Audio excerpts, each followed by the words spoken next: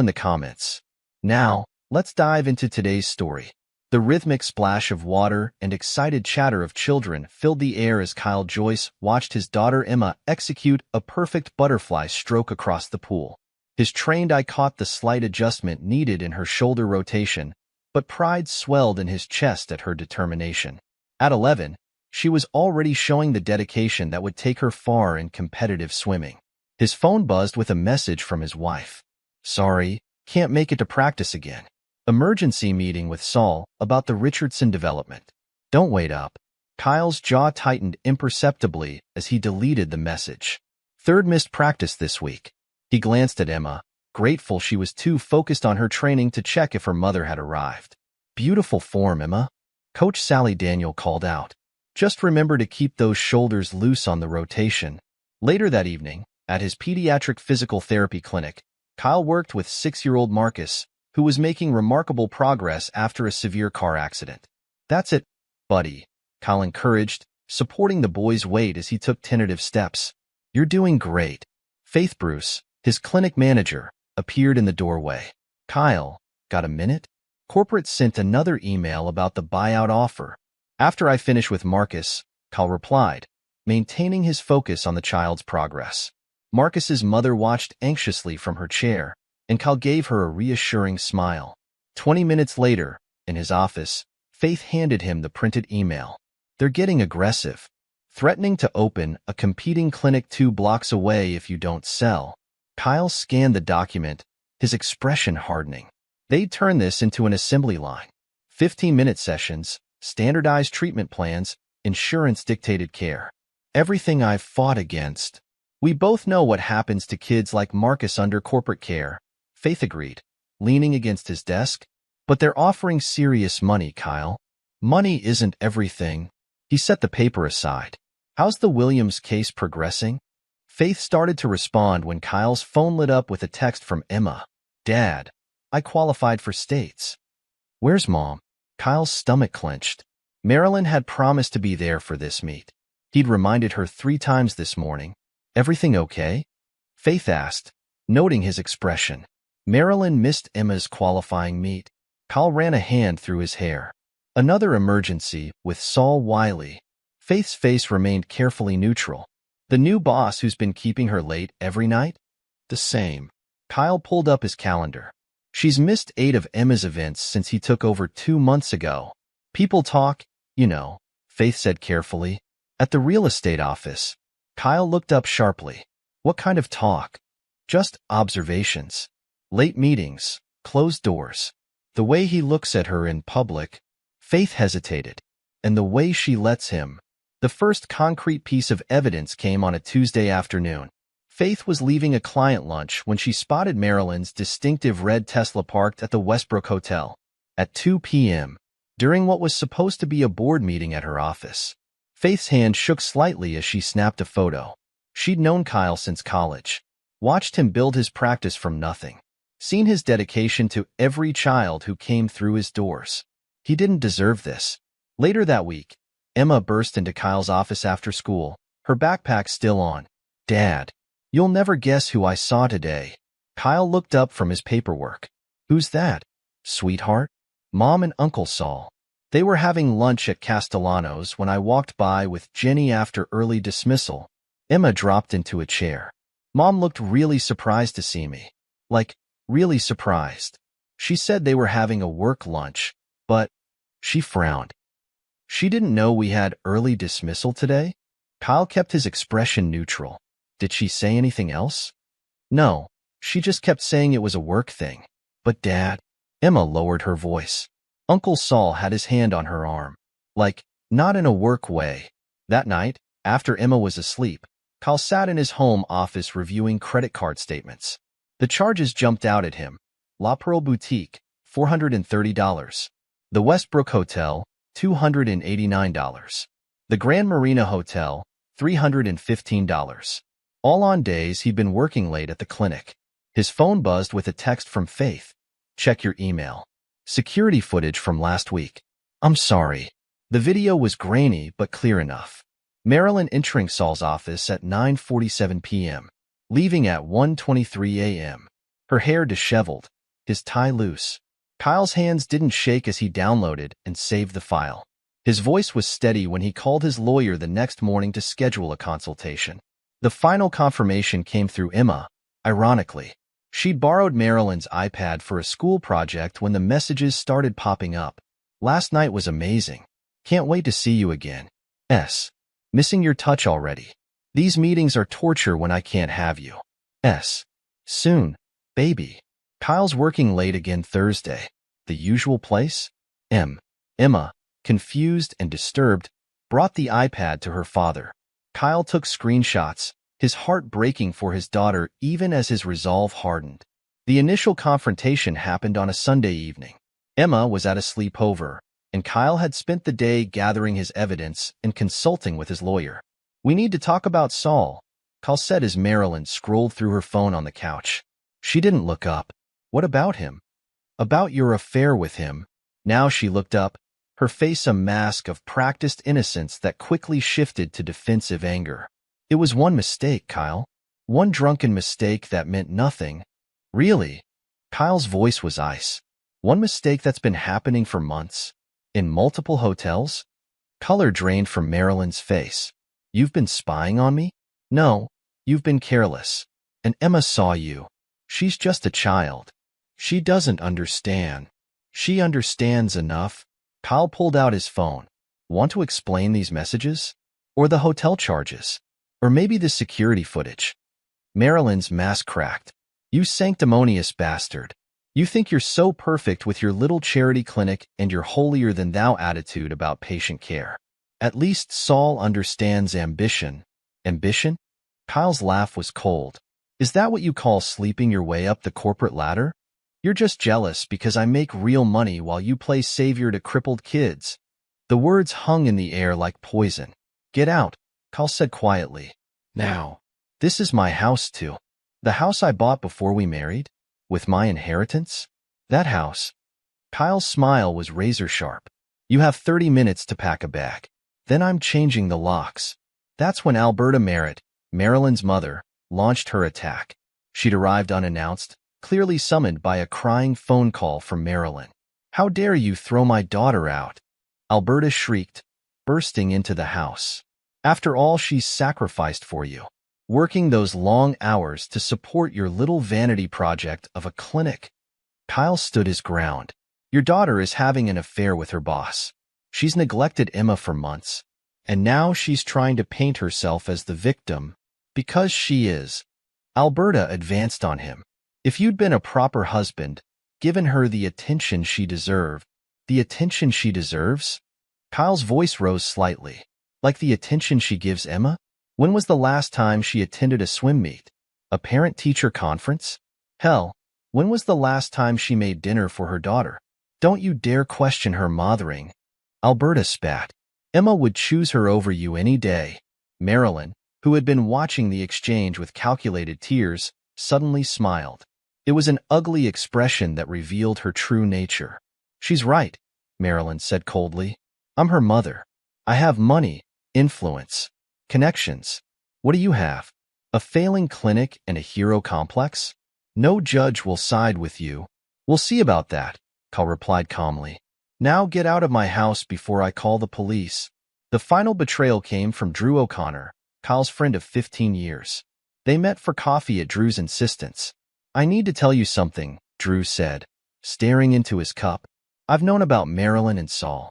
For months. Kyle's face remained impassive. And you didn't think to tell me? I was trying to protect you, man. You've got so much on your plate with the clinic and Emma. Protect me? Kyle's voice was deadly quiet. By watching my wife make a fool of me? By letting my daughter get hurt? It's not that simple. Actually, it is. Kyle stood up. You chose sides, Drew. You chose wrong. As he walked out of the coffee shop, his phone buzzed with messages from mutual friends. They'd heard Marilyn's version. Kyle was controlling, emotionally unavailable, married to his work. They believed her. Kyle blocked their numbers one by one, his resolve strengthening with each deletion. He had all the evidence he needed. Now it was time to plan his next move. Emma was waiting when he got home, curled up on the couch with her swim team hoodie. Dad? Her voice was small. Is Mom coming back? Kyle sat beside her, pulling her close. Not right now, sweetheart. But I promise you, I'm not going anywhere. We're going to get through this together. I know, Dad. Emma hugged him tight. I saw the messages on her iPad. I'm not stupid. She chose him over us, didn't she? Kyle's heart broke and reformed, stronger and more determined. Some people make bad choices, Em. But that's on them, not us. Want to help me make dinner? As they moved to the kitchen, Kyle's phone lit up with a text from Faith. Just heard what happened. Need anything? He looked at Emma, already pulling ingredients from the fridge, and typed back. Just your friendship. For now. The pieces were in place. Marilyn had shown her true colors. Now it was time to make her face the consequences of her choices. But first, he had a daughter to take care of and a clinic to protect. Kyle Joyce might be just a physical therapist in Marilyn's eyes, but he was about to show her exactly what kind of man she'd underestimated. The morning after throwing Marilyn out, Kyle sat in his office reviewing financial statements when Faith knocked on his door. You need to see this, she said, placing a business card on his desk. Dr. Rachel Lake, Saul Wiley's wife. Kyle studied the card. Pediatrician at Eastbrook Children's Hospital. She called the clinic asking to meet you. Says it's personal, not professional. Faith lowered her voice. She knows, Kyle. The meeting was arranged at a small coffee shop across town. Rachel Lake proved to be a sharp-featured woman with intelligent eyes and a no-nonsense demeanor. She got straight to the point. How long have you known? She asked, stirring her untouched coffee. About 2 months. You? Suspected for 6. Rachel's smile was bitter. Saul's not as clever as he thinks. This is his pattern. Young executives, usually married. Makes them feel special, powerful. Until he discards them. Kyle leaned forward. Tell me more. 2 previous affairs with employees. Both ended in NDAs and generous severance packages. Rachel pulled out a manila envelope. The companies buried it to avoid scandal. But I kept copies. Why show me this? Because this time he picked the wrong target. Rachel's eyes hardened. Your wife may be willing to destroy her family for him, but I'm done protecting his reputation. Their alliance formed over the next hour. Rachel had resources, connections, and 20 years of documented evidence. Kyle had Faith's security footage and Emma's iPad messages. There's someone else you should meet, Kyle said, making a call. Heidi Carey, my lawyer. Heidi arrived 20 minutes later, a force of nature in a tailored suit. Dr. Lake, your husband handled my daughter's physical therapy 5 years ago, she explained, sitting down. Best care she ever received. That's why I'm handling both your cases pro bono. Both cases? Rachel asked. Divorce and corporate malfeasance. Heidi's smile was predatory. Kyle's evidence plus your documentation? We're going to destroy them. Back at the clinic, Faith compiled everything. Security footage, emails, witness statements from office staff who'd seen Marilyn and Saul's meetings. Sally Daniel called. Faith mentioned. Organizing files. Emma's swim coach? She's documented every meet Marilyn's missed, every practice she skipped. Says she'll testify if needed. Kyle nodded, reviewing the growing evidence. They thought I'd just roll over and take it. That I'd be too afraid of losing Emma to fight back. They don't know you very well, do they? Faith's hand brushed his shoulder briefly. No, Kyle agreed. They really don't. The security system installation took half a day. Every entrance covered, the technician confirmed. Audio and video recording, motion sensors, remote monitoring. Everything uploads automatically to secure cloud storage. Kyle handed him a check. Perfect. Dr. Eileen Castro's child psychology practice came highly recommended. She met with Emma while Kyle waited outside. She's angry, Dr. Castro reported afterward. Not at you. At her mother's betrayal. She feels abandoned, replaced. These sessions will help document the emotional impact. How's she really doing? Kyle asked, paternal concern breaking through his calculated demeanor. She's resilient. Having your stable presence helps enormously. Dr. Castro's expression turned professional. I'm documenting everything for the custody hearing. Marilyn's behavior patterns, Emma's emotional state, your consistent involvement. The court will have a clear picture. That afternoon, Kyle met with his financial advisor. Half the joint assets were transferred to protected accounts, completely legal, given the circumstances. The advisor had worked with enough divorce cases to know the drill. She'll try to drain the accounts when she realizes what's happening, he warned. Let her try, Kyle replied. Everything's documented. Rachel's investigation into Saul's business practices yielded gold. Look at these property deals, she said during their next meeting. Ethical violations everywhere. Insider trading, kickbacks, manipulated valuations. He's been using his affairs to keep people quiet. And Marilyn? Complicit. Rachel's disgust was evident. She's been helping him hide the paperwork. That's why he targeted her. He needed someone in real estate who'd play along. Kyle maintained meticulous records of his parenting duties. Every school pickup, every meal prepared, every homework session helped. Emma's activities filled his calendar. Swim practice, doctor appointments, tutoring. Marilyn's attempts at gaslighting grew more frequent. She'd change plans last minute, then deny they'd ever been made. Each incident was recorded, documented, timed. I told you I'd take Emma this weekend, she'd insist. No, you said next weekend, Kyle would reply calmly, recording everything. You're trying to turn her against me. You're doing that yourself, Marilyn. Alberta proved to be a problem. She showed up unannounced one afternoon while Emma was doing homework. I'm taking my granddaughter shopping, she announced, barging in. No, you're not, Kyle said firmly. You don't have permission to take her anywhere. I don't need permission. I'm her grandmother. You need my permission. Kyle's voice was steel. And after your little performance at dinner, you're not getting it. How dare you? The security system is recording, Alberta. Every word, every action. Keep that in mind. She left in a fury, but the incident was preserved. Another piece of evidence for the custody hearing. The invitation arrived on expensive cardstock. Marilyn's 37th birthday celebration at Le Maison, the city's most exclusive hotel. Quite a guest list, Rachel remarked, reviewing the names. Board members, social climbers, everyone who's been enabling their affair. She's gathering her witnesses. Sources say she's planning some kind of announcement, Heidi added, painting herself as the victim of a loveless marriage, forced to find happiness elsewhere. Kyle's laugh was cold. Is that her play? Not just hers. Rachel's expression was grim. Saul's planning to announce our divorce. He'll blame my emotional instability, classic gaslighting. Make it seem like I drove him to cheat. Perfect timing, Heidi said. Everything's ready. HR department, real estate board, family court. All the evidence packages are prepared. Emma's spending that weekend with your parents? Rachel confirmed. Kyle nodded. They'll keep her safe while we finish this. The final pieces fell into place. Process servers were arranged, disguised as hotel staff. Key witnesses were positioned. Everything was documented, time-stamped, legally bulletproof.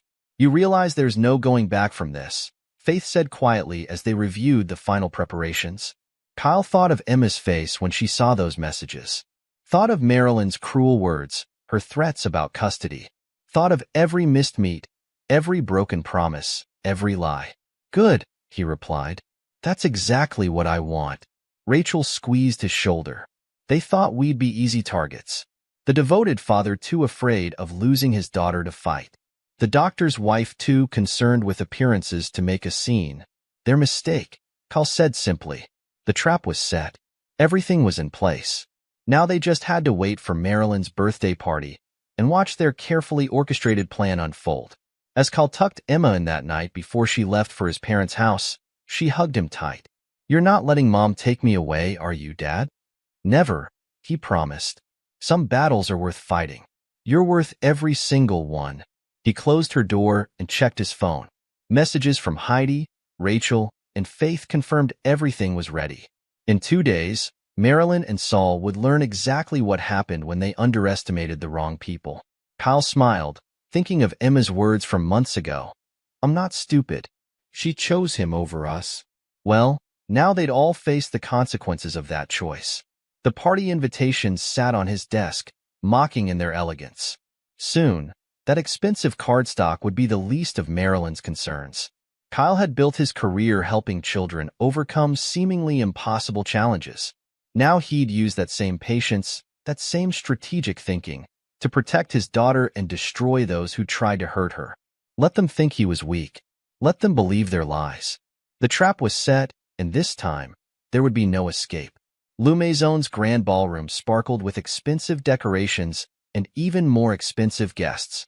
Marilyn held court near the champagne fountain, wearing a designer dress that probably cost more than most people's monthly salary.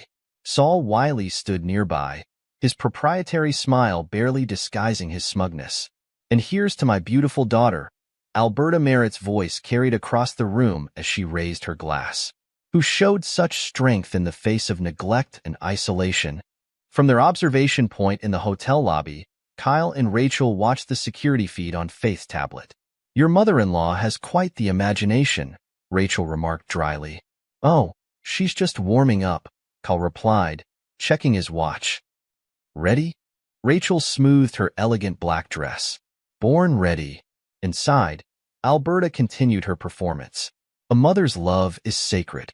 When Marilyn came to me, devastated by years of emotional abandonment," the ballroom doors opened. Heads turned as Kyle and Rachel made their calculated entrance. Marilyn's champagne glass froze halfway to her lips. "Now," Kyle spoke quietly into his earpiece. The servers, carefully selected process servers in disguise, moved with practiced precision. 3 approached Marilyn simultaneously, another 2 converged on Saul. Papers were served with quiet professionalism. "What is this?" Marilyn's voice rose shrilly as she stared at the documents. "You dare crash my party, Mrs. Joyce," one server interrupted politely. "You've been served with divorce papers, a custody suit, and a corporate ethics violation notice." Saul's face purpled as he received his own stack. "This is ridiculous. I'll have your jobs for." "Mr. Wiley," another server continued calmly, "you've been served with divorce papers, a corporate ethics investigation notice, and documentation of workplace harassment violations." Kyle's team moved efficiently through the crowd. The HR representative received detailed documentation of the affair and its impact on workplace dynamics. Board members were handed evidence of ethical violations. The family court mediator received comprehensive documentation of Marilyn's parental neglect. Phones emerged from pockets and purses, recording everything. Marilyn's carefully maintained mask cracked completely. "You bastard!" she shrieked at Kyle.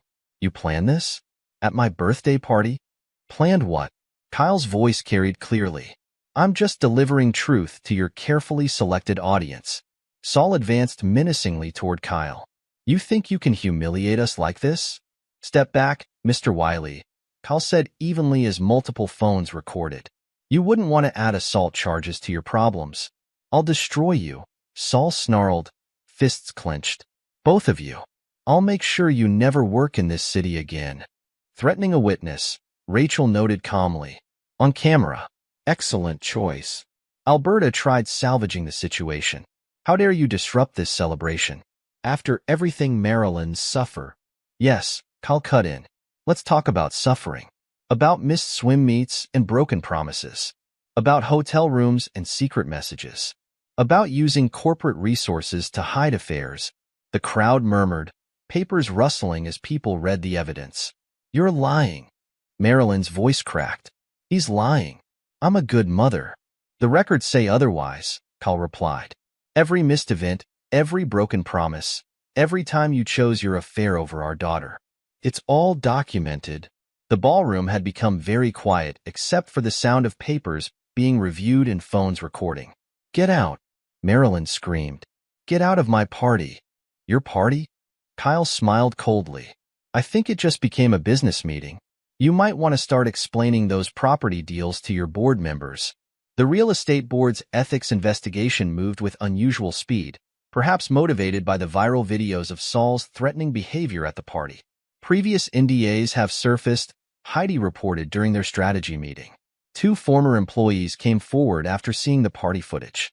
"Turns out money can't quite buy silence forever, especially when they smell blood in the water," Rachel added with satisfaction.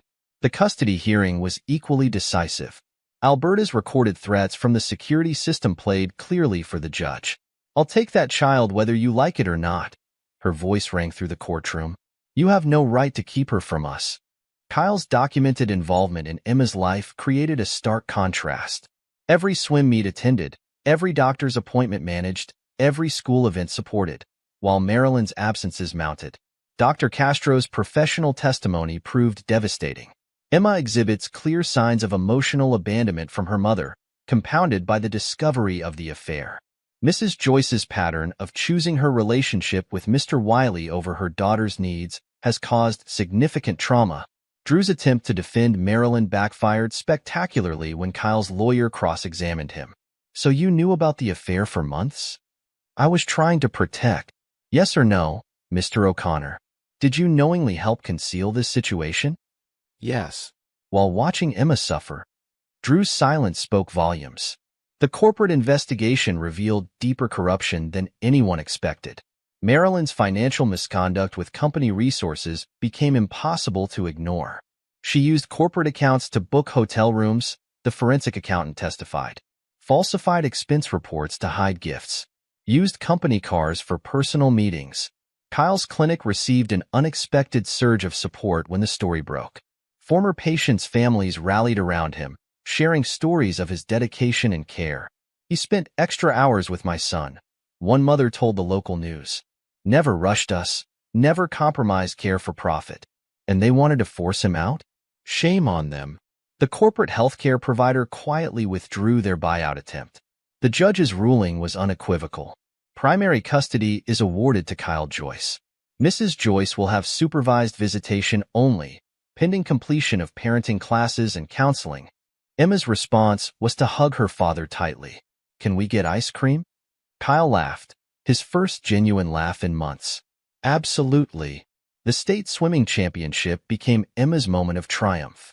Kyle and Faith cheered from the stands as she touched the wall first, setting a new personal record. That's my girl, Kyle said proudly. Faith's hand found his. She's amazing. Like her father.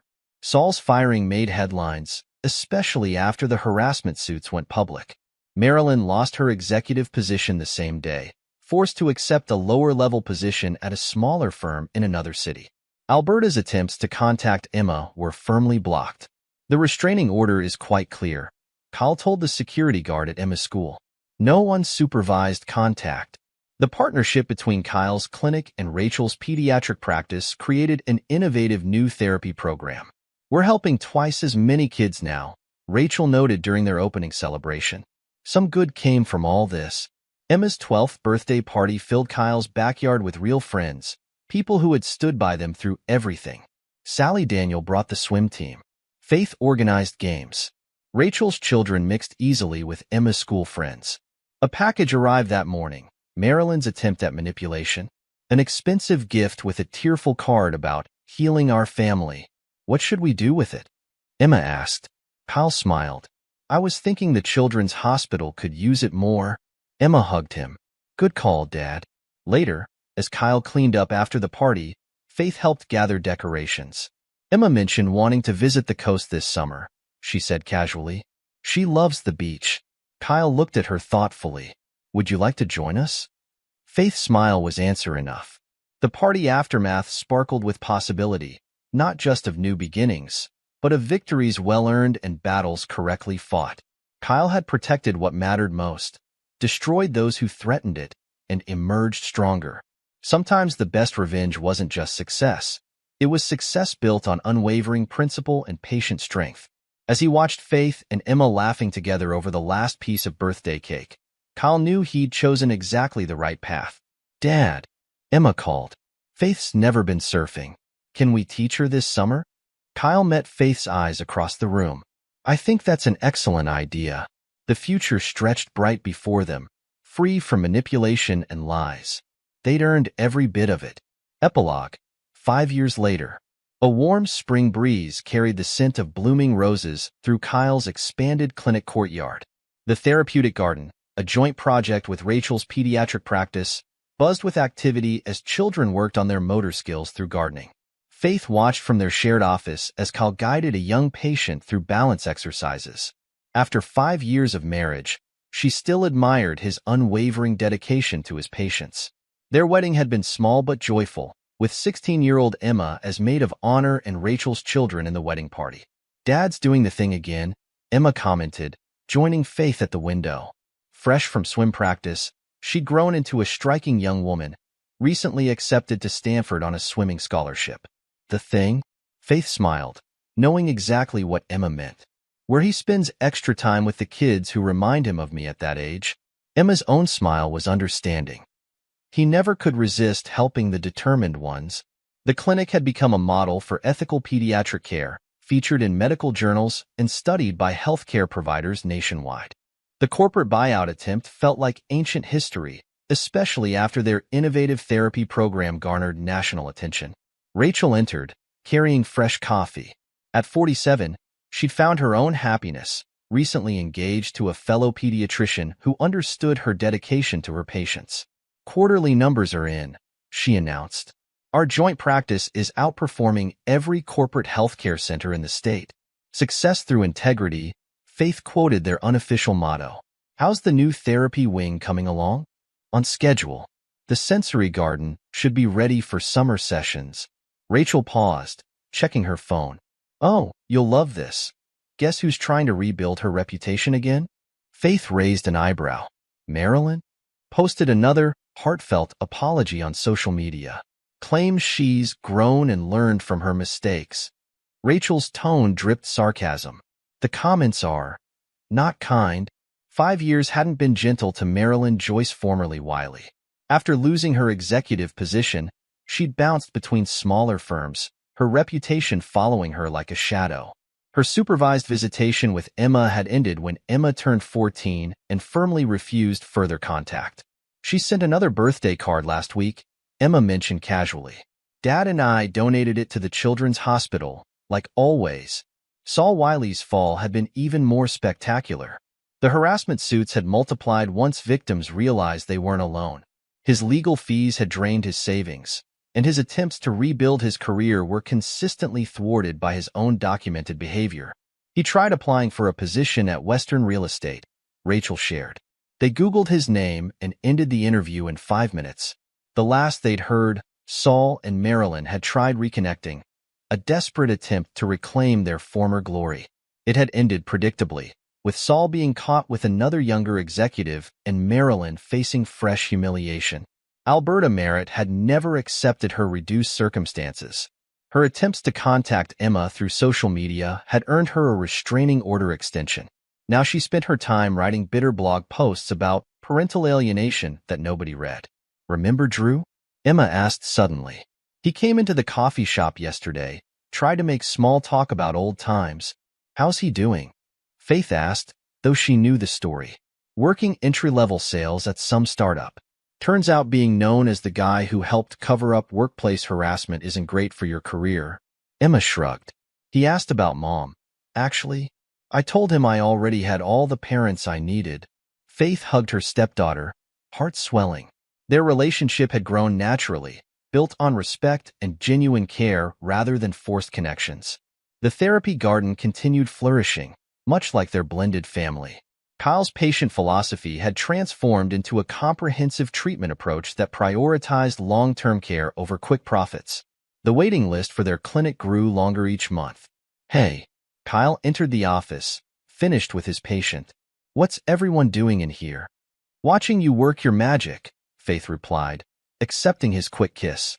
"And sharing news. Stanford sent Emma's housing information." "Already?" Kyle looked at his daughter proudly. "Seems like yesterday you were that determined 11-year-old who wouldn't give up on her butterfly stroke." "Well, someone taught me about persistence," Emma smiled. "And integrity. And choosing the right battles."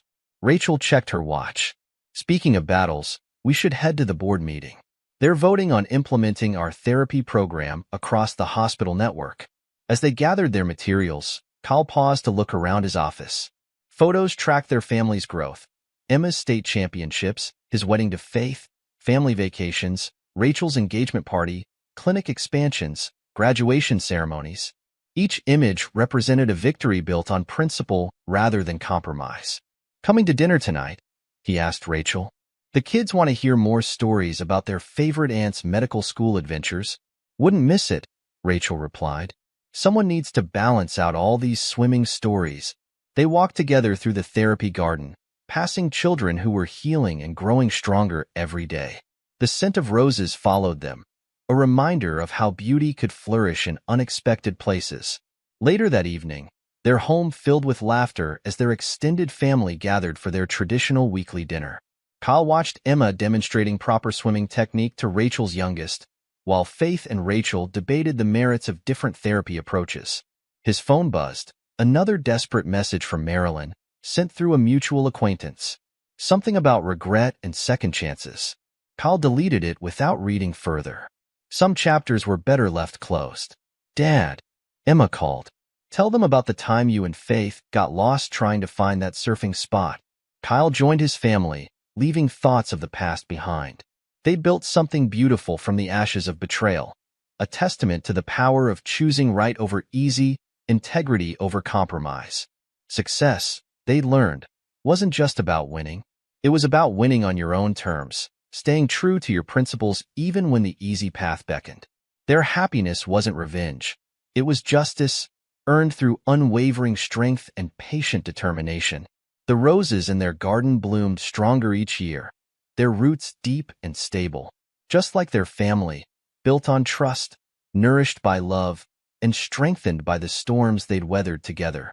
Faith caught his eye across the room, her smile saying everything words couldn't. They'd chosen their paths, fought their battles, and emerged stronger. Together. And that, Kyle reflected as he looked at his thriving family, was the greatest victory of all. This is where our story comes to an end. Share your thoughts in the comment section. Thanks for your time. If you enjoy the story, please subscribe to this channel. Click on the video you see on the screen, and I will see you there.